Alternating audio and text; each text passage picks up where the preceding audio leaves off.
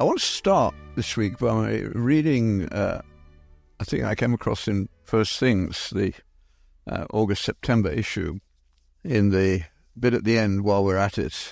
I used to joke it's the only journal I know you read from the back page forward. Then they added a back page article, so it's not quite as on the line as it used to be. But it's the little nonsenses and insights that are going on in our world that you otherwise miss, and sometimes they just hit the button.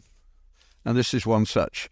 It's a Gen Z writer called Freya India writing, and this is what she wrote. It's hard to put this into words, but I think in some ways what we actually want is to be humbled. Remember, she's talking about Gen Z. People say Gen Z follow these new faiths, namely social justice, climate activism, and other urgent progressive causes, because we crave belonging and connection. But what if we also crave commandments? What if we are desperate to be delivered from something, to be at the mercy of something? I think we underestimate how hard it is for young people today to feel their way through life without moral guardrails and guidance, to follow the whims and wishes of our ego and be affirmed by adults every step of the way. I'm not sure that's actually freedom. And if it is, I'm not sure freedom is what any of us actually wants. That's a stunning account of how young people are feeling. I have absolutely no experience of anything like that. I had a large tacit world when I grew up. Most things were foregone conclusions to a large degree. Obeying your parents, doing your homework. I could always see, the world has to be structured in some way. I never analysed it, of course. I just saw that and said, well, I can't think of anything better that I would replace it with. But now they have nothing. They have to, as she says, they're affirmed whatever nonsense they want to do.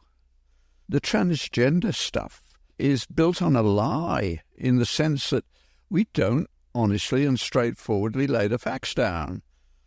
If you proceed in this process, yes, we can help you to some degree achieve what you want. We can make you look more or less like what you want to be. But all we cannot do is make that also somewhere where you can be fertile.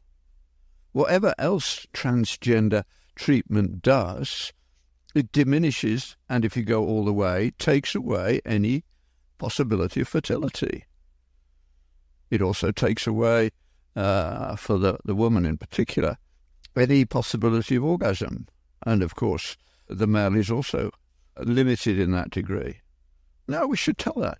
I mean, the proper description is not a transgender male or a transgender female. Only a man can be a transgender female, and only a woman can be a transgender man. And they are infertile, dressed up. And that they can do, and if they want to, we're not going to stop them. But you can see already that a lot of them are saying, I didn't realise what was going to happen. I gather, I haven't been seeing these children, but a lot of them are on the autistic spectrum. This is really a cruel thing to do. But none of that, in my youth, was a reality at all. Now, we had a world in which most of the important things were given, and we got on with life. I mean, if you got beaten up and you went to your dad, he'd say, suck it up, lad, that's the way it is. Your mother would give you sympathy. It didn't bother me very much. I wasn't attacked very much. I discovered very quickly that my sharp tongue could humiliate fists, which was very convenient. But this recognition of what Freya India is writing, that they have no, as she puts it, no moral guardrails and guidance, but to follow the whims and wishes of our ego and be affirmed in doing it. They're looking for somebody to guide them. If you have to start everything from scratch, you'll never get anything done. As Lewis put it a long way ago, if nothing can be assumed, nothing can be proved. And here's where our world has gone really wrong. Let me read a line or two from a book that I got this week, in which he refers to an ancient author who declared that all action, practice, and aspiration reach out for some good. Now, that's a phrase that would hardly be understood today, and I doubt that any of the younger people listening to this have ever come across the Nicomachean Ethics by Aristotle in their education. But that's a very famous phrase for people who were educated more than 50 years ago. It's almost lost in general now. But for the ancient world, it was clear that the world had good things in it, and some people lived better lives than others, and they wanted to find out what those goods were and how you achieved them and how you polished them, preserved them, made them central to your life and who you are. That's the way they wanted it to be. In other words, they started from a premise that there is beyond us some immaterial reality, something that doesn't exist in the modern sense. The word fact was changed without us thinking about it. Newton was the last of the tacit Judeo-Christians in the sense that he believed that moral truth was more important than physical truth. Now, there are plenty of people who still believe that, but society as a whole has bought into scientism, the idea that science can handle all questions, and it can't. It absolutely can't even begin to describe many questions. And if it did describe them, it would not be a useful description. That's a pretty glaring attack on our culture, but I think I can make it stick, or at least I can make you think about it a bit more than perhaps you have done. Facts, when they fact-check, are nonsense, aren't they? You go to Google, that doesn't tell you whether it's true or not. It tells you what comes up with Google's algorithm, and what they mean by fact is something you can measure. The bureaucrats are absolutely dependent upon that definition. You take it away, and an entirely different form of behaviour must emerge. Now, the easiest way for the younger generation, when they're just beginning to take an interest in the opposite sex, if I'm allowed to use that word, and say you find someone and you really feel you're in love with them, and then they walk away from you and basically dump you. Is what happens to you psychologically and internally at that point a real thing? Of course it is. It's more real than anything else for a little while.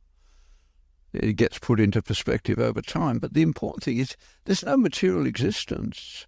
Sure, neurons are firing, but they're firing all the while. That doesn't explain. That's an explanation that doesn't explain, which is the problem with modern explanation. Now, the best metaphor for this that I've come across is from Wendell Berry. I call it the bucket and the well. And what he's saying is when we look at things, we confuse the bucket that we're lowering into the well with the well itself.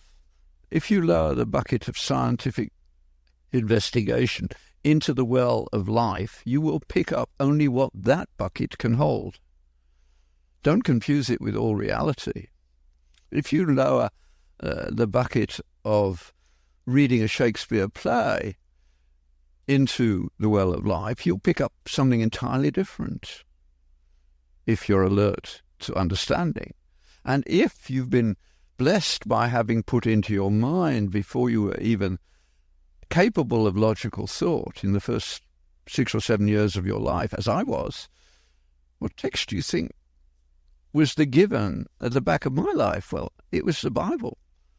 The Bible was read to me every day, more than once. And I had a good mind, so I remembered it. And children, I think, remember pretty well everything that's said to them, if it has any real content, in the first 7 years. They don't remember what it means, but they remember it. If you don't believe me, do this exercise. If you've never read to children under the age of 5, find some who you know and read to them. Find some of the older books, But find children's storybooks that they like, not modern ones though, because the modern ones are actually propaganda in many places. But the older ones are just stories, and the story should be realistic. Peter Rabbit and all those stories children relate to them immediately. They love the characters. By the way, if you're ever in the Lake District, go to her home, Beatrix Potter's home, which is a museum, and delightfully, all the displays are at a height where small children can look in at the originals. It's a lovely experience. But we remember those stories. And if, as in my case, the whole of the Bible was read to me, I had all those stories in my head. And the point about those stories, as Jews understand, is that they are morally consequential. Yes, in a sense, those who say that's propaganda too, yes, if you like, at one level it is, but it's also narrative that stood the test of time. It is a particular way of understanding the world. It happens to be the one that made us. And if you're in America, the one that made you was the Protestant version. If you were in Europe, it was the Catholic version. They're not quite the same. America would have been a different place if it had been founded in the same way that Britain was. I think it was a gift to you because I think that the lack of hierarchy in the Protestant view compared to the Catholic one was more appropriate to people who were spreading out over a vast continent. They had to do everything locally. There were no telephones. The roads, if there were any at all, were awful. The railway was just beginning. It preceded the roads, didn't it, in importance? But little communities happened all over the place. And when they had problems about how to do things, they would get together. And that can-do getting together is still a wonderful part of rural America. Los Angeles, New York, San Francisco, they're not America. They're the America the rest of the world is persuaded to think is their reality, but the smaller places where I have been privileged to go and stay in people's homes and teach, that's an entirely different world, and it's a very good one, incredibly charitable, and can do. So they would get together. In Europe, when something goes wrong, they wait for the government to come and do something. In America, if something goes wrong, the first thing you do is say, what can we do to start putting this right? Of course, if you need government help, it will arrive eventually. That's the wonder of the Western world. Things work still to a degree. But the stories that made that possible come from the Bible, and they're all morally consequential. So when you read Bible stories to children, don't miss anything out. You can even read about the Levite chopping up his concubine and sending bits around Israel and starting a minor war, because children's security doesn't depend upon the story. It depends upon the environment where they are. As my good friend Graham Hunter put it, you can be lost and found in the same place, because being lost and being found doesn't depend on the place, it depends on the people. So a child lost in a big store is found when mother finds him in that big store, and he is now found. Not because he's changed his location, but because his context has been changed. What a biblical narrative does is give you a particular way of looking at the world, and it's quite different from the Muslim one, or the Buddhist one, or the Hindu one, or the secular one. And multiculturalism as such is just a way to make everybody schizophrenic. You need shared narratives, and what Freya India is saying, I realize I need a narrative that has some moral guardrails, which is exactly how the story started. Now we're trying to fill in the obvious problems with a story, a narrative that denies the validity of those other stories. Now, it's easy for me to illustrate. When I went to medical school a long, long while ago in the 50s, there was no ethics in the course. In fact, the word ethics didn't come up, really. You were enculturated into a way of relating and a way of being responsible, and everybody knew what that story was. We wouldn't have dreamt of turning up to see a patient casually dressed. I mean, we had little in the way of real treatment in those days. So one of the important things that a doctor did for somebody is allow the doctor to the patient to hand over the problem to the doctor. I mean, people went to the doctor for centuries before we had any effective treatment. I mean, it wasn't, as I always say, until the 1860s that going to the doctor correlated with longer life expectancy. People went for prognosis. That they needed to know what was going to happen to them. And they needed to trust the person that they went to see. The old Greek physicians in Kos got it right. And we dismissed them because that was 2,500 years ago. But they got it right. They looked round at a world where physicians killed patients, as they still do in the pagan world, and as we now are increasingly doing it in the Western world, dominantly. Canada now leads the way of being the country who's killing more patients than anyone else on a per capita basis. I'm not proud of that. I think it's disastrous. Not because people don't want what happens to them, but because they ought to have a duty to other people. Nobody's asking, what will this do to society as a whole? They need to. So the Hippocratic physicians looked around and they realized that the only thing they really had was patients came to them because they knew about disease by seeing it. You would go in and say, oh, yeah, I've seen this. There's a little epidemic, but you'll be over it in a few weeks. Or, oh, I've seen this. I'm sorry, you're not going to get better from this. And patients say thank you for both answers because the most important thing they want to know is to know what I've got to do with my life. So the Hippocratic physicians realized that trust was important, and they logically saw that if we kill patients, we're undermining that. And so they came up with 4 ideas which have underpinned, in my view, medicine right up until relatively recently. Nobody really attacked them until the end of the 19th century. And the first one is utterly unacceptable to most medical schools in America today. And that is that there will be judgment after death. It's a vow. And they vowed by Apollo, Hygeia, Panacea, and Asclepius, and all the gods and goddesses, because they were the only ones they had. But the point is very simple. Will you trust your doctor more or less if he believes that he will be judged for his behavior towards you now, later? That's a no-brainer. A genuine belief that there is consequence and there is ultimate judgment and justice will change your life now, rationally. And if you're brought up within that story, you don't even think about it. It's the way you are. It's a gift from your history.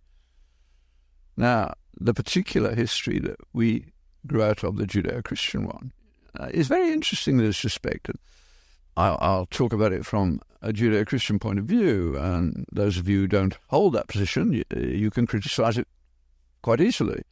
But what's interesting, one of the very interesting things to me that I've never heard a sermon about is how slowly God moved and how little material he gave us to work with at one level and how much at another. When Adam and Eve were thrown out of the Garden of Eden, they weren't given a whole list of do's and do-nots. Basically, Adam was told, you're now going to have to learn to work and sweat and feed your family when it comes along. And to Eve, he said, you're going to be the mother of everyone, but it's not going to be entirely joyful the whole way. These are consequences of what you have done. And when it comes to Cain, God comes to Cain and doesn't say, reprimand him immediately. He says, evil is crouching at the gate. It's your job to subdue it. The gift that God gave to Adam and Eve and to the humankind, and which we still have, but all the attempts to teach animals a reductive language don't even come close to what we're talking about. God said, you know good and evil. It's your job to do something about it in the right way, and you know what the right way is. He chose not to, as we all do frequently. No animal does that. Robert Frost puts it beautifully. When we look at animals, we see instincts, and then we start looking at ourselves in the same way. And then he says, won't this instinct matter bear revision? Won't almost any theory bear revision? To err is human, not to animal. Animals have no choice. They have reflexes, instincts. we have choices. No, he made the wrong choices. God let it roll along for centuries, according to the biblical story, until it got so bad, he said, let's have another try. And he wiped it all out with a flood, and Noah and his family were the only ones who started it all up again, and they got into trouble immediately. But he let that go on. And it was centuries before they'd had a lot of experience, a lot of history, hundreds of years. Slavery for the Jews. And when they came out of Egypt, metaphor, truth, mixture, what God did at that point is extraordinary. And every time I read it, it stops me in my tracks. First of all, when Moses is going to give the world's greatest commencement address, which is what he does as the children of Israel are going into Israel, and he's going to die and not go into Israel. Consequence of his behavior, which seems very unfair to us, which just shows how undeveloped we are, I presume, and one day we'll understand. But he introduces the Ten Commandments in a very interesting way. This is the first codified. It's not even a law in one sense. It's a very strong base on which to build. But it's introduced by grace, and most people don't notice that. Both in Exodus 20 and Deuteronomy 5, it immediately preceding the Ten Commandments is, I am the Lord your God who brought you out of Egypt. They couldn't get out of Egypt on their own. I brought you out of Egypt, says God. Grace was what brought them out of Egypt. So the law is not a clamp over our head. It's a product of grace. And I like to say the best way for the modern world to think about the Ten Commandments is to call them the 10 divine intolerances, because God gives them a list of 10 things that he will not tolerate if you want to turn them upside down. It's a good way to do it, because you realize when genuine intolerance of killing human beings comes along, you don't have a worse world, you have a better one. It's legitimate intolerance that creates a stable society, not the other way around. And illegitimate tolerance, like the tolerance in the Muslim world for doing whatever you like to the infidel, including raping his daughters. Muhammad said, go ahead, it's no problem. Muhammad is supposed to be a personal, the perfect man. And he thought sex with a girl aged 9 was okay. And the Imams don't deny that. It's their tradition. They don't understand why we don't understand that when they're in power, that's what they will do. They tell us what they're going to do, and we pretend they don't because we can't believe it ourselves. Those 10 commandments have been built on ever since. Now, Jesus eventually tells us that they're good, but your understanding of them is very trivial. It's much bigger than that. And if you want to think about that, you have to read Matthew 5, 6, and 7, in which Jesus turns the Ten Commandments, the law in the old sense, and changes its function. To the Jew, the Orthodox Jews say that if we keep the law, if all Jews kept the law for one day, Messiah would come. Jesus says, he talks about the law and says how important it is and it won't be wiped out. And then he adds to us non sequitur, he says, but only if your righteousness exceeds those of the Pharisees who are trying to keep every one of the laws, will you get into heaven? You don't get into heaven by keeping the law. He's saying that very clearly. The law is to teach us just how big our problem is. As Paul later puts it, the law is a schoolmaster to bring us to Christ. Until there's a speed limit, you can drive as fast as you want, but there are consequences to that. And when we look at society, we say, no, we're going to limit it for good reason. We've lost the capacity to sit down and talk our way through these things. The central point of the Jewish faith, from my perspective, I get this from Orthodox Jews I've talked to, is that it's Father's job to teach the stories of the Bible, which are morally consequential, to his children before the age of 7. And if he does, they will know right and wrong properly, and they won't need to be reminded of it. It will be the foundation on which their lives are built. And that has led to incredible outcomes. I mean, at the moment, is there any country in the world that comes anywhere close to Israel in terms of reproducing itself, creativity, able to defend itself, this tiny patch of land in the midst of a huge Arab landmass, can beat them? They need to think about it. We all need to think about it. The Muslims have hardly won a hard Nobel Prize in the whole history of the Nobel Prize. But the Jews, they sometimes clear 50%. I'm not talking about the ones that have been propagandized, but, physics, chemistry, molecular biology, the like. And, of course, the Field Prize, which is the mathematics equivalent to a Nobel Prize. Why? The Muslims need to ask themselves, why? If we are the ultimate expression of God's relationship to man, and we are to control the world, which they are taught by their imams, why is there no evidence? Why are we all migrating to cultures which are living on the vestiges of a Judeo-Christian insight into what it means to be a proper human being? C.S. Lewis, as so often puts it perfectly, he says this, and I've quoted this and I will go on quoting it time and time again till I find that Christians actually know it. It comes from the abolition of man, which I think is a thoughtful Christian in the modern world could do a lot worse than read that little book of 120 pages or so once a year. The first chapter is hard because it's about education. You can't see where he's going, and most people give up before they've begun to realize what's happening. But at the end of that chapter, he says this. He says, for the ancient people, the medievals, the cardinal first problem of human life was how to conform your soul to objective reality. And that objective reality, as Aristotle said in the quotation I had at the beginning, is how to live properly, is how to conform yourself to objective moral truth. And the solution was wisdom, self-discipline, and virtue.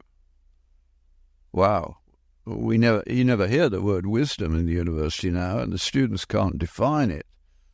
Self-discipline, no. My feelings are all that matter. That's not self-discipline. Virtue? They can't define that either. Perhaps the most important philosophical text of the last 50 years is MacIntyre's After Virtue, in which he lays out very clearly that the problem we face is that we have lost the basis for a functional society. And he does a wonderful review of Western philosophical history. And he ends thus. He says, but first I must go back and finish the Lewis quotation. But the cardinal problem for us is that we conform ourselves to objective reality, and so we need those things. MacIntyre says at the end of his book, if you have followed my arguments, you will see that I am proposing that we've already entered upon the second dark ages. But we should not be entirely without hope, because the last time men and women were in this situation, they withdrew from shoring up the Roman Imperium into forming communities within which they could keep the civilities and the virtues alive. And they succeeded. The solution, of course, was Benedict and the monastic movement. But MacIntyre ends in saying, we are waiting for a doubtless new St. Benedict, someone who can get into the culture in a way that will change it. The only person who can do that, as far as I can see, is the Holy Spirit. That's my prayer. I didn't quite intend this to go this way, and I'm going to finish it with another conundrum for you to think about. And it came out of that issue of First Things, which has an awful lot in it. One of the other things I'm now reading is on next to my computer is Oliver O'Donovan's The Disappearance of Ethics, the Gifford Lectures from 2021. But I'd also was brought back to think about Ludwig Wittgenstein on ethics, because ethics is certainly going wrong.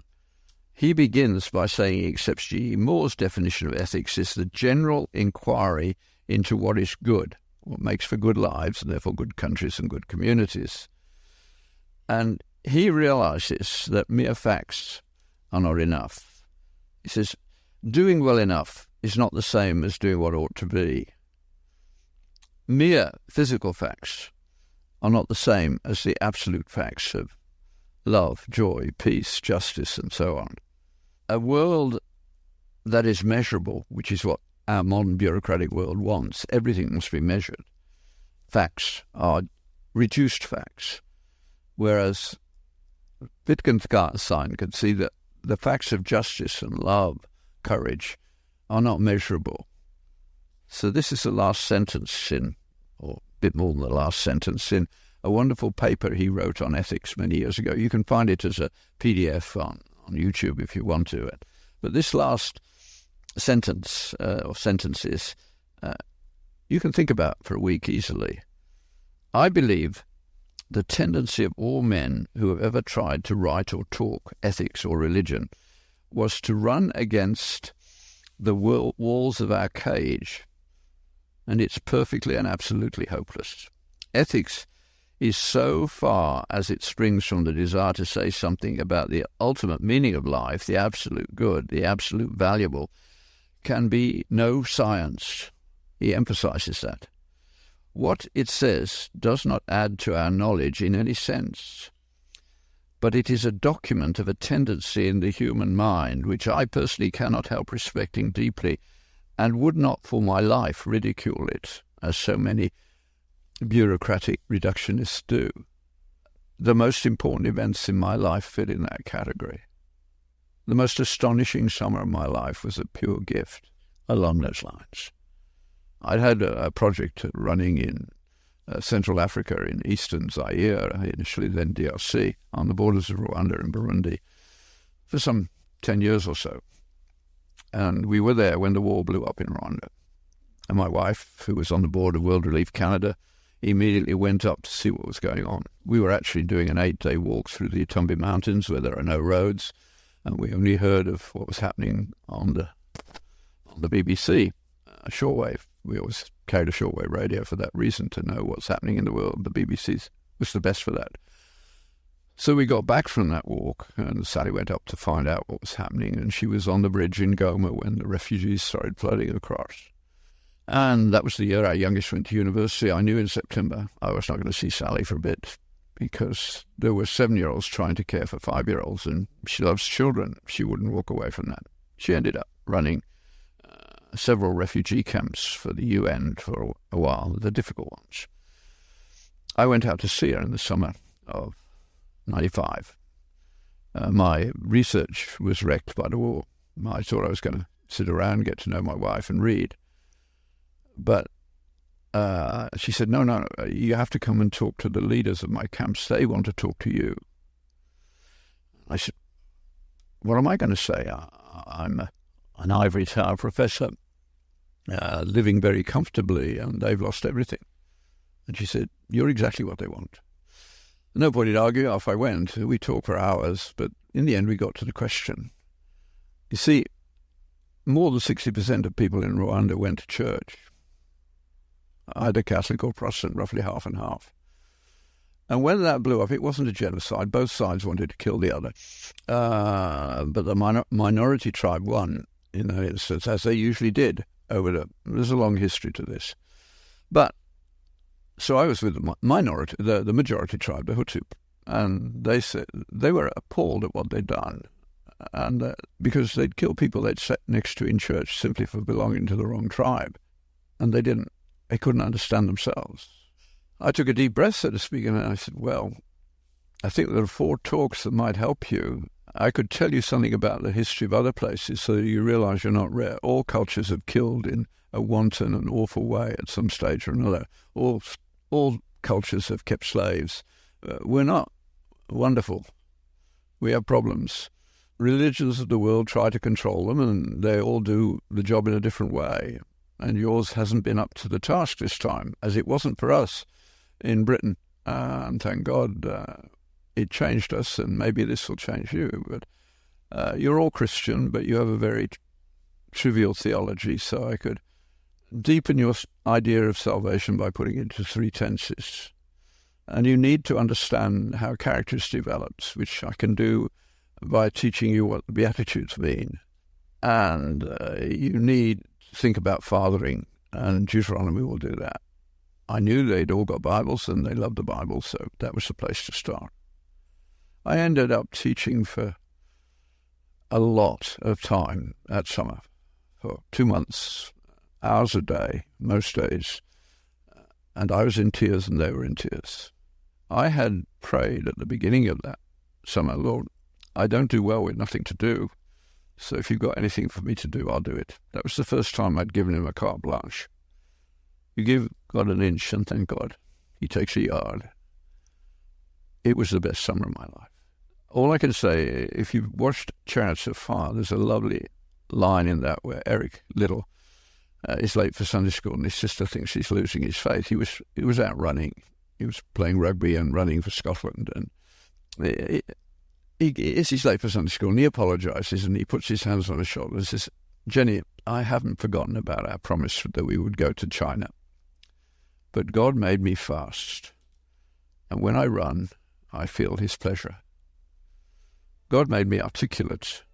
I didn't realize that. That summer I gave the gift back to the giver, and I felt his pleasure. There's nothing like it in this world. I hope you all find it.